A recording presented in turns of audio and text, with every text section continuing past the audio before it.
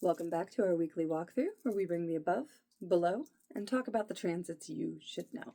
So we are in our week of April 27th through the 3rd of May. And solidly in Taurus season now.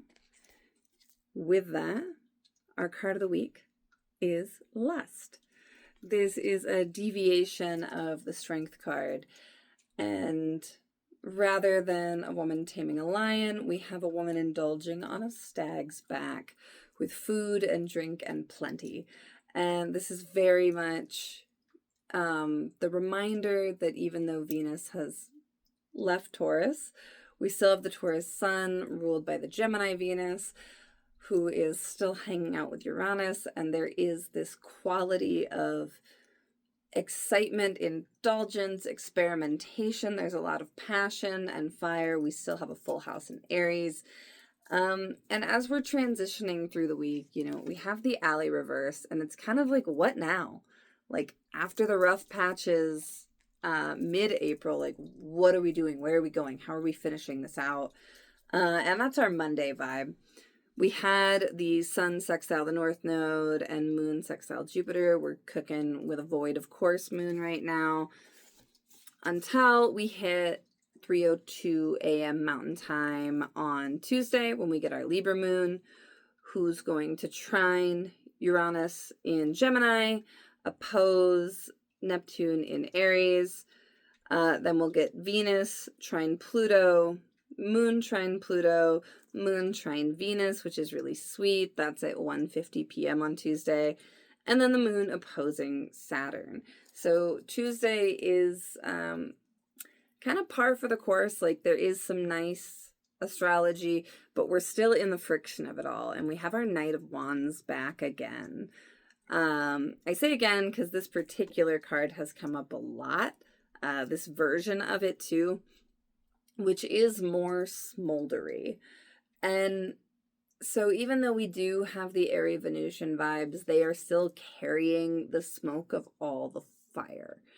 And so this is like letting yourself be the scary warrior who can push through things. It's like goth aesthetic instead. It's like, I'm going to be fabulous on the battlefield. And so on Tuesday, I want you to carry that energy. Believe that you can tackle these things, because Tuesday is Mars Day and Mars is still kicking it in Aries, and I want you to be able to use that vitality well, but don't treat everything like a fight. Like, really discern what your real obstacles are. Wednesday we get Libra moon opposite that Mars in Aries at 8:24 a.m. Then square Jupiter in Cancer.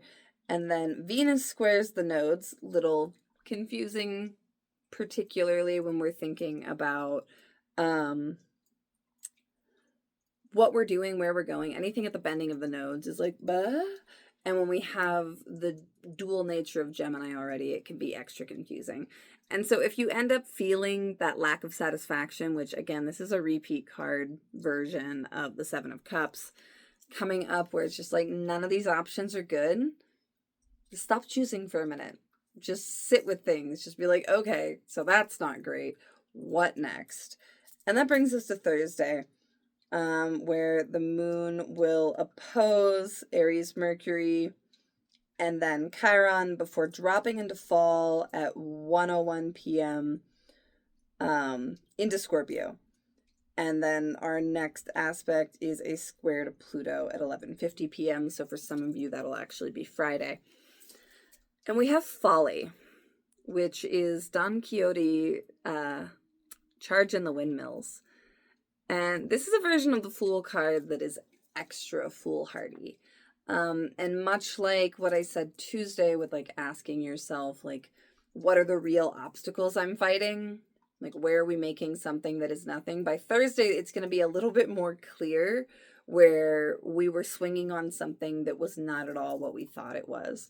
So, as per usual, I'm asking you to conserve your energy and really pick your battles, pick the time when they're necessary, because there are so many fights. Like, we don't need to add more fights. And I say this as an Aries Mars. When an Aries Mars is telling you to fight less, really pause. We jump from there to Friday, which is our full moon. We get the moon trine the north node at 2:41 a.m. and then the full moon goes exact at 11:23 a.m. Mountain Time.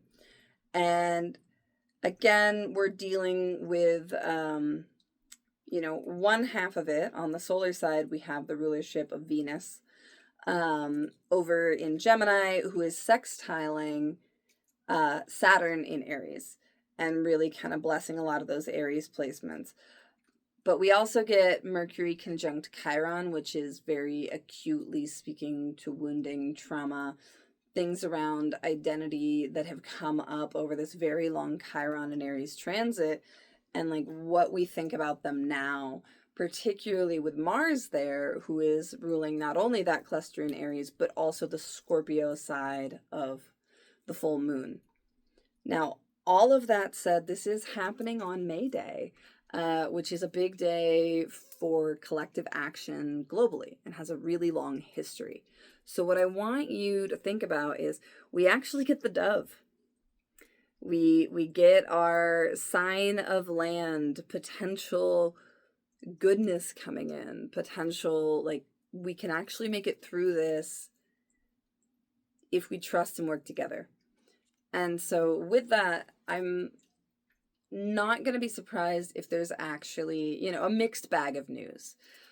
For some groups, the full moon is probably going to be pretty devastating. But even in those cases, I'm trying to remain hopeful that it's going to lead to the type of collective action we need to see right now.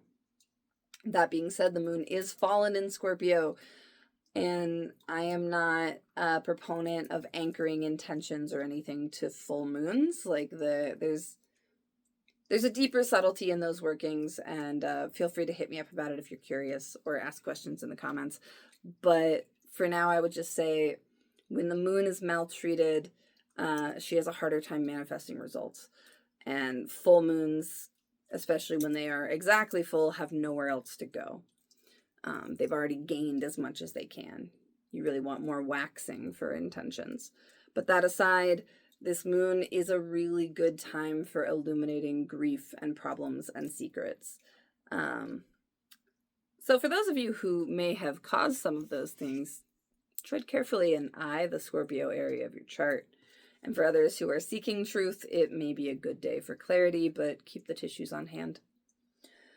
We move out of the full moon and into Saturday. We do get a nice supportive trine between the moon and Jupiter at 2:47 a.m.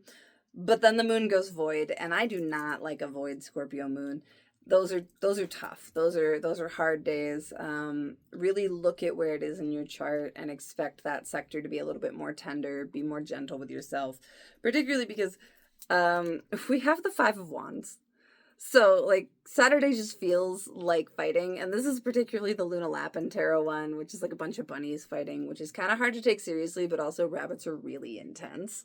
So it's like, it seems deceptively like play fighting, oh, it's not a big deal, but it may end up being a bigger deal than you think. So again, all week, choose your battles, and by that I mean choose fewer battles. We also get that day at 8:56 p.m., Mercury ingresses into Taurus. This will be nice.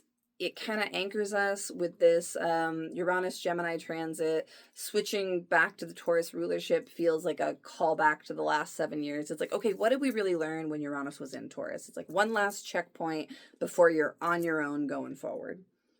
And with that, Sunday, we get Sagittarius moon, which opposes Uranus, and then trines Neptune, sextiles Pluto, squares the nodes, confusing everyone in the afternoon, and then trines Saturn. And so we just have the Four Swords, just kind of, and like a very dreamy, like daydreamy one. This feels like just be in the liminal vibe. Let yourself just kind of drift and rest and recover Sunday, and think about what could be if things changed. What would happen if the structures were actually better? What's in all of the potential? So with that, I hope you have a happy week. Please hit me up with your questions in the comments. See you around.